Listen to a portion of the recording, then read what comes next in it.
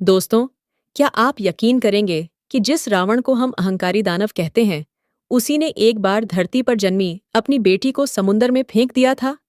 क्या आपको पता है कि माता सीता का जन्म एक श्राप की कोख से हुआ था और रावण खुद उनका जन्मदाता था? अगर नहीं जानते तो रुके रहिए, क्योंकि आज की इस कथा में हम जानेंगे वह गुप्त रहस्य जिसे बहुत कम लोग जानते हैं।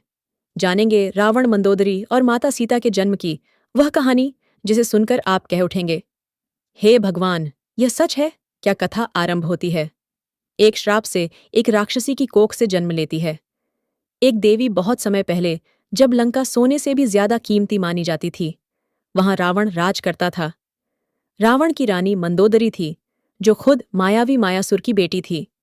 मंदोदरी सुंदर थी, शक्तिशाली थी, लेकिन भीतर से एक अभिशाप झेल रही थी, क्योंकि उसे वरदान मिला था कि वह देवों की एक महान आत्मा को जन्म देगी, लेकिन उसकी कोख में राक्षसी रक्त का प्रभाव रहेगा। मंदोदरी ने कई वर्षों तक कोई संतान नहीं जन्म दी। रावण को इसका बड़ा दुख था। एक दिन रावण शिव की आराधना करने गया और उसने कठोर तप किया। उसे एक वरदान मिला कि उसे एक ऐसी कन्या प्राप्त होगी जो दिव्य होगी, तेजस्वी होगी, लेकिन वह स्वयं रावण के अंत का कारण बनेगी। यह सुनकर रावण मुस्कुरा उठा, क्योंकि उसे विश्वास था कि एक कन्या उसका क्या बिगाड़ सकती है। वह दिन आया जब मंदोदरी ने एक कन्या को जन्म दिया। उसका रूप इतना दिव्य था कि मंदोदरी ने उसे देखते ही कहा, यह तो देवी है। लेकिन रावण जैसे ही उस कन्या को देखता है, उसकी आंखें डर से भर जाती हैं।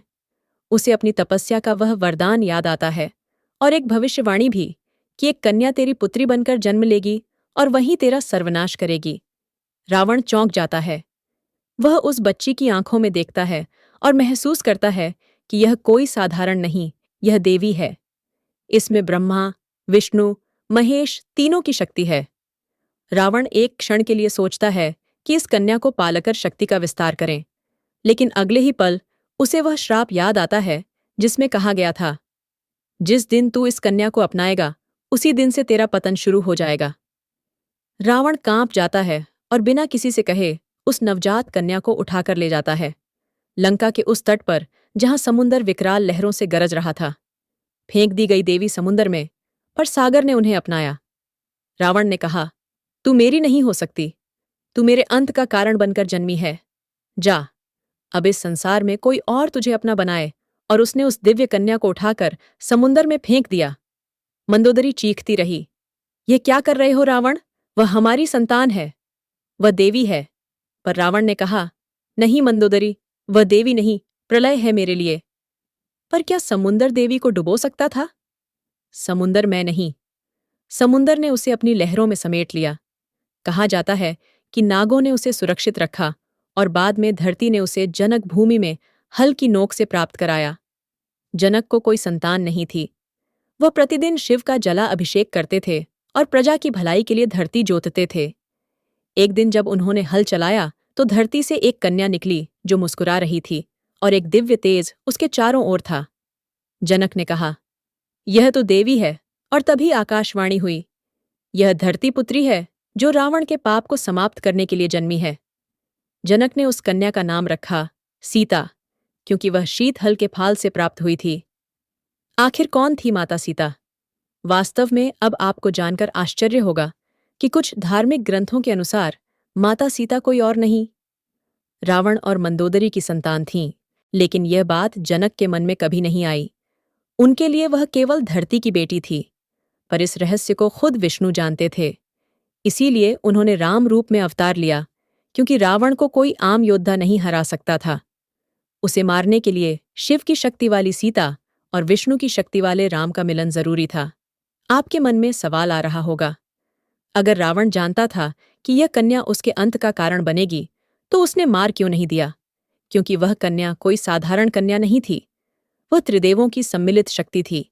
उसे मारने की क्षमता रावण में नहीं थी। रावण चाहे जितना बलशाली था, पर वह जानता था, जिसे ब्रह्मा, विष्णु, महेश की शक्ति ने भेजा है, उसका अंत कोई नहीं कर सकता। इसलिए रावण ने बस एक प्रयास किया, उसे दूर फेंकने का।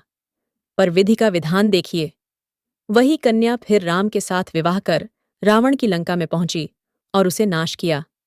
कहते हैं, जब मंदोदरी को पता चला कि सीताराम की पत्नी बनकर लंका आई हैं, तो उसकी आंखों से आंसू थमने का नाम नहीं ले रहे थे। उसने कहा, हे देवों, तुमने मुझे मां बनाकर भी मेरी गोद सुनी रख दी।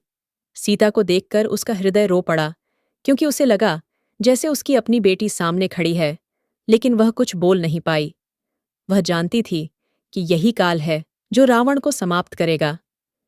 जब रावण ने सीता का हरण किया, लेकिन हैरानी की बात यह है कि सीता ने एक बार भी उसे पिता नहीं कहा, क्योंकि वह देवी थी और उनका लक्ष्य था धर्म की स्थापना। उन्होंने सिर्फ राम को स्वीकारा और रावण को अधर्मी माना।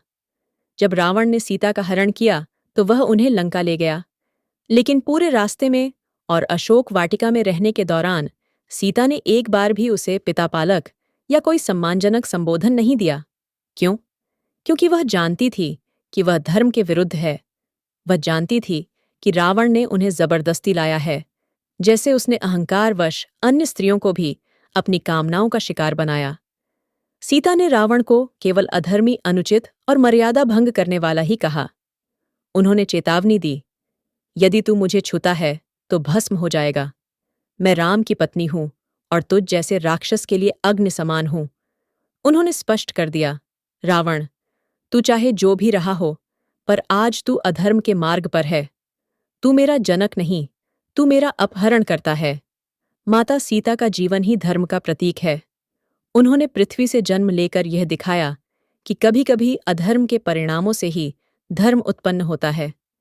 लेकिन उनका उद्देश्य कभी यह स्वीकारना नहीं था कि रावण उनका जनक था। उनके लिए जनक महाराज ही उनके पिता थे, क्योंकि उन्होंने स्नेह दिया, पालन पोषण दिया और जीवन के धर्म का मार्ग दिखाया। देवी सीता जानती थी, जिसने मुझे जन्म दिया, यदि वह भी अधर्म के पथ पर चला जाए तो वह मेरे लिए पूज्य नहीं रह जाता। यही कारण है कि जब रावण ने उन्हें विवाह का प्रस्ताव दिया तो उन्होंने हंसकर कहा, राम के चरणों में जिसने जीवन समर्पित किया हो, वह तुझ जैसे राक्षस की पत्नी कभी नहीं बन सकती। उन्होंने रावण को हर बार याद दिलाया, जब रावण युद्ध में पराजित हुआ है और राम ने उसका वध धर्म के विरुद्ध खड़ा है, तब वह क्षण केवल विजय का नहीं, बल्कि धर्म की पुण्य स्थापना का था। कुछ कथाओं में कहा गया है कि अंत समय में रावण ने यह स्वीकार किया, सीता मेरी पुत्री समान थी और मैंने ही उसे अपवित्र भाव से देखा। यही मेरा सबसे बड़ा अधर्म था। पर तब तक बहुत देर हो चुकी थी। देवी सीता ने रावण के शव को देखकर कोई आंसू नहीं बहाया। उनके लिए वह एक पतनशील आत्मा थी, जिसने अपने ज्ञान, तप और शक्तियों का उपयोग अधर्म के लिए किया। जब युद्ध समाप्त हुआ तो राम ने सीता की अग्नि परीक्षा ली।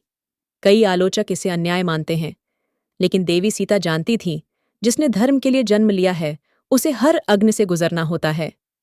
उन्होंने अग्नि में प्रवेश किया और अग्नि ने उन्हें शुद्ध और निर्दोष घोषित किया। यह दृश्य केवल स्त्री की पवित्रता का नहीं, बल्कि धर्म के प्रति निष्ठा और आत्मबल का प्रतीक था।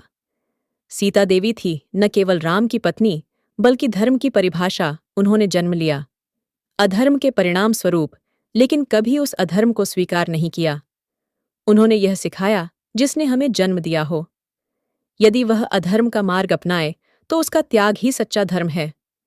सम्मान केवल कर्म से मिलता है, जन्म से नहीं, और यही कारण है कि उन्होंने एक बार भी रावण को पिता नहीं कहा, ना स्वीकारा और ना ही कभी क्षमा किया। इस कथा से हमें एक गहरा संदेश मिलता है, कभी कभी जिसे हम त्याग देते हैं वही हमारे जीवन का सबसे बड़ा सत्य बनकर लौटता है। रावण ने जिसे समुद्र में फेंक दिया, वही देवी बनकर उसकी मृत्यु का कारण बनी।